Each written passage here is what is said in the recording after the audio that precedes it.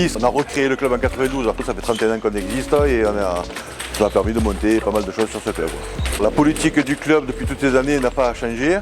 Elle reste essentiellement basée sur la formation des jeunes, sur la formation des cadres également.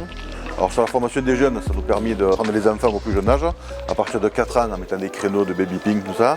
Ensuite, on passe par le biais de l'UCEP où on fait des rencontres inter-écoles élémentaires.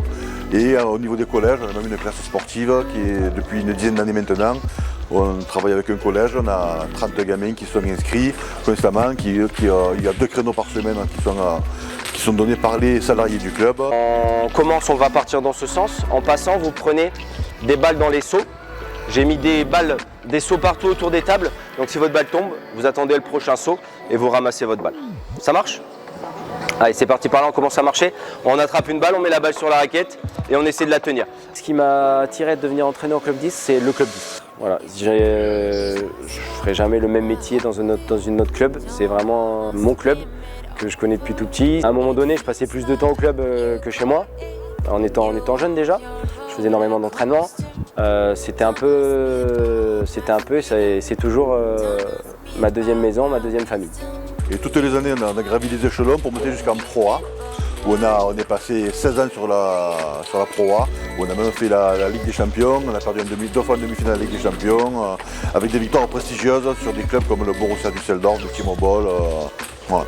Du coup, forcément, quand on arrive au plus haut niveau possible, on a des grands joueurs de renom qui sont passés par le club. Donc, ça a commencé par Stéphane Lebrun, qui est arrivé. Ensuite, on a pris un jeune chinois de 17 ans qui est arrivé en France et qui connaissait personne. C'était le filleul de Wang Xiuming. Donc, il est voulu baser chez nous pour faire ses études et tout ça. Donc, il jouait dans les 50 meilleurs français. Christophe Legout, des joueurs de renom comme Chen Jian, qui était équipe B de Chine.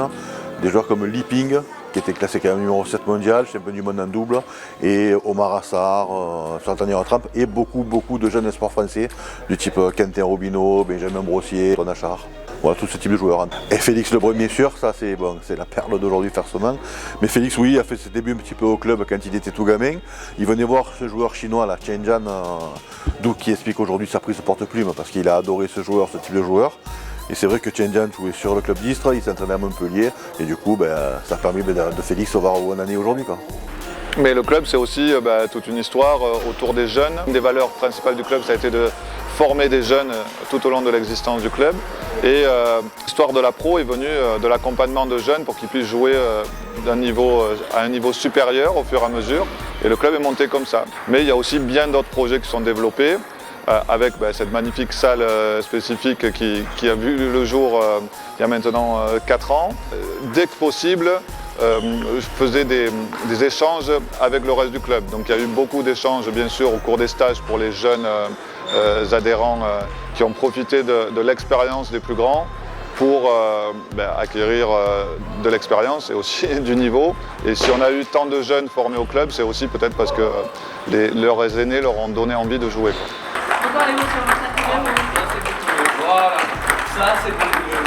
À 3 ans, j'ai commencé et je me suis lancée et ça fait 5 ans que j'ai pas arrêté.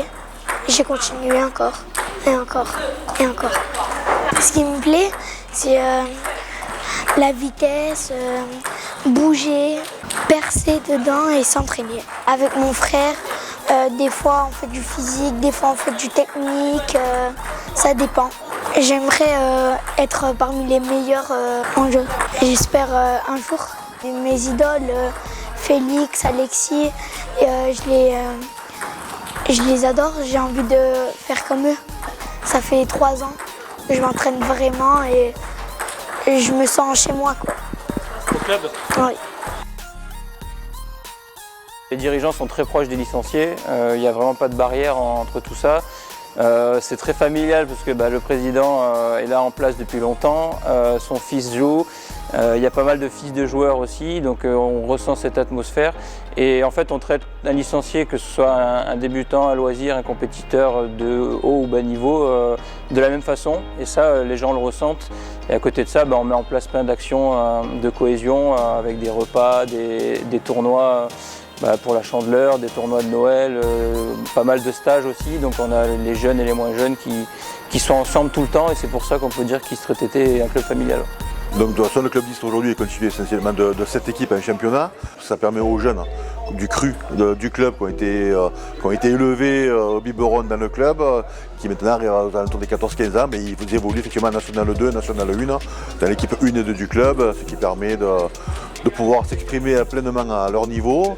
Et ensuite, pourquoi pas derrière, si ce pool de jeunes fait que les niveaux s'en ressentent, pourquoi pas un jour peut-être avoir une équipe de Pro B, mais essentiellement composée que des jeunes du club d'Istres. Convivialité, familiale, entraînement un peu dur, sportif et loisirs, détente pour d'autres. Donc ça veut dire qu'on a tous ces paramètres qui font qu'aujourd'hui le club s'exprime pleinement.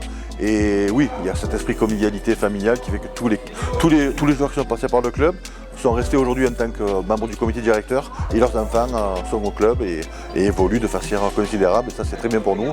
Même les tout petits comme vous pouvez voir derrière, des 5-6 ans qui font partie du club, qui sont sur des groupements sportifs du département également. Donc voilà, ça laisse entrevoir de très bonnes choses encore pour la suite. Ça fait une 10-12 d'années qu'on travaille ensemble avec Cornio, donc on a développé un peu les activités, au début avec la professionnelle, donc avec Pro A, ensuite Pro B. Et Cornio a continué à nous soutenir, a voulu continuer cette collaboration, soutenir les jeunes notamment à travers Sandro, Hugo et Maxence, et toutes les activités du club, donc continuer à équiper toute la salle en table, marqueurs, séparation Cornio et tout ça. On a toujours voulu nous privilégier la confiance, ça c'est important. Un partenariat ça se construit dans le temps et c'est pour ça qu'on a voulu continuer avec Cornio. Et ça a été avec la professionnelle au tout début. Ils nous ont soutenus quand les jeunes ont commencé à progresser. Ils étaient toujours derrière nous à nous accompagner, à prendre des nouvelles surtout. C'est pas un simple partenaire équipementier, c'est vraiment aller bien plus loin au fur et à mesure des années. Ouais.